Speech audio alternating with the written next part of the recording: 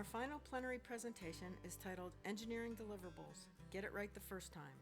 Research Team 320 has addressed the 11 most problematic design deliverables as determined through an industry survey, and will overview subsequent findings on deliverable defects and their causes.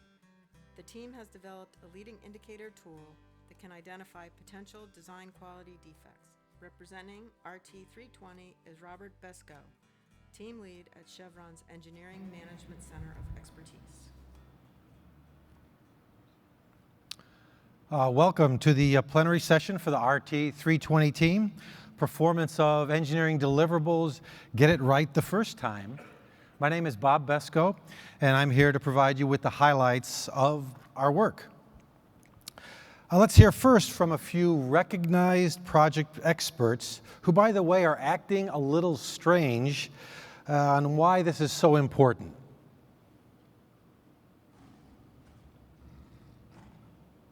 A CII study in 2005 found that 5% of total construction costs, or about $75 billion per year, are wasted in the United States on the direct cost of rework. Can't we find a fix? A follow-on study published in 2009 by Steve Thomas, Carl Haas, and Carlos Caldas found the cost of rework to be 5.4% of total construction cost, and, most importantly, revealed that the leading cause of that rework is design errors and emissions. Can't we find a fix? It's worse than that. An Australian study of 139 projects, published in 2014, found that when indirect costs are included, the total cost of design errors grows to over 14% of project contract value. Can't we find a fix? Can't we find a fix to design quality problems? Now, don't forget that we learned yesterday quality management in the design phase is the least implemented CII best practice of all. So clearly there's a substantial frustration within the industry, especially among owners, on the impacts from poor design quality. The case for action is clear.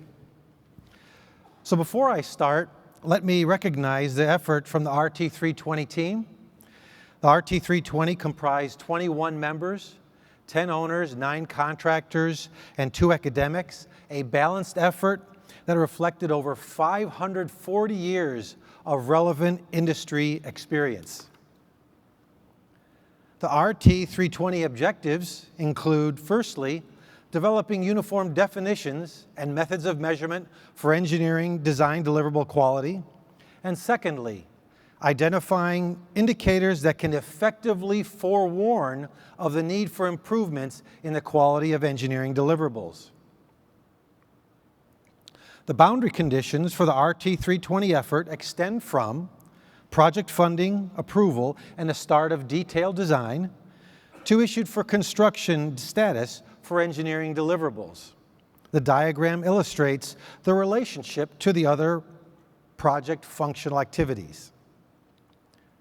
Within the boundary conditions, the in-scope items included design deliverable completeness and correctness, design errors and emissions, and design for customer requirements. These form the basis for the design quality essentials. Notable out-of-scope items include cost of design efforts and cost estimate based on engineering deliverables. We all know that design and quality are complex topics. Given that challenge, the issue for our team was where and how to focus our efforts. So our first task was to identify the most quality, problematic design deliverables. To accomplish this, we conducted an industry survey of 67 design managers, equally distributed among contractors and owners. To this plot represents the survey data on the relative frequency of quality problems for 53 design deliverables commonly developed on industrial projects. The findings, as you can see here, were quite insightful and informed us of our subsequent efforts. Note the high degree of agreement between the owners on the x-axis and the contractors on the y-axis. The circled deliverables in the upper right-hand corner and the list on the right side represent the 11 most problematic deliverables. The Design Quality Essentials establishes the definition of design quality in terms of completeness, correctness, and timeliness. The RT320 team developed 2 tools to assist project teams to assist in their engineering work. The first tool addresses the correctness of the engineering deliverables and is titled Design Deliverable Quality Assessment. The tool is Excel-based, consisting of input and output worksheets. Input selections include which of the 11 problematic design deliverables are targeted for analysis and the timing of the assessment. Users then respond to leading metric questions related to the selected deliverables and associated assessment timing. The resulting output provides a design quality index for each of the design deliverables. Additional information includes the list of metric questions that were answered no, and identification of likely defects for subsequent discussion of corrective action planning. The second tool, developed by the RT320 team, addresses the completeness and timeliness of the engineering deliverables and is titled Completeness of Design Deliverables Checklist. The tool is Excel-based, consisting of input and output worksheets. Input selections target the 11 problematic design deliverables, and users then respond to questions related to substantially complete characteristics for the selected deliverables. The resulting output provides a completeness index rating for the design deliverables. Also, a list of incomplete items are included for prompting discussion of the corrective action planning. A significant feature of the 2 tools is the assessment timing selection. The diagram depicts the design milestones that were used in evaluating the deliverables. Also shown is the timing for the leading indicators and lagging indicators that apply to the deliverables. The output includes defects that should be considered based on the assessment timing. The substantially complete characteristics for the 11 design deliverables reflect the completion timing shown here. This information complements the benefits from the Design Deliverable Quality Assessment tool, which references the same design milestones. Now, having provided a summary of the 2 products from the RT320 team, I want to highlight the research process we used to develop the tools. To overview the process, we started by identifying 53 common detailed design deliverables. Then we surveyed 67 experienced design professionals to prioritize the 11 most problematic design deliverables. For these 11, we surveyed industry to identify 798 deliverable defects.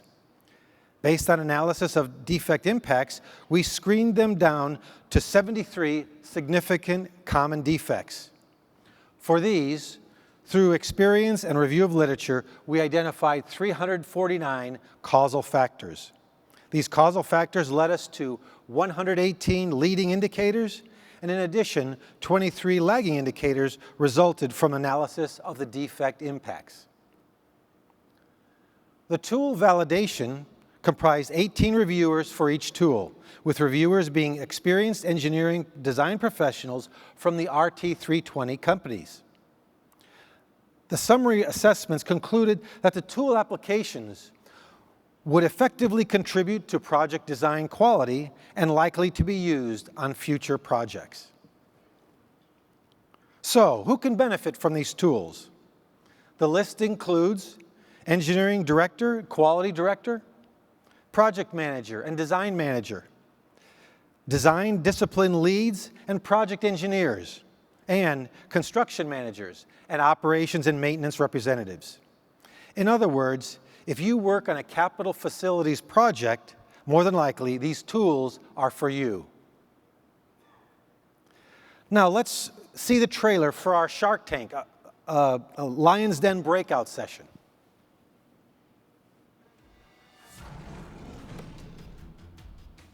Can't we find a fix to design quality problems? Indeed we can. Join us in our Lion's Den as our Lions challenge design quality innovations by our teams of entrepreneurs. I believe we have a winner.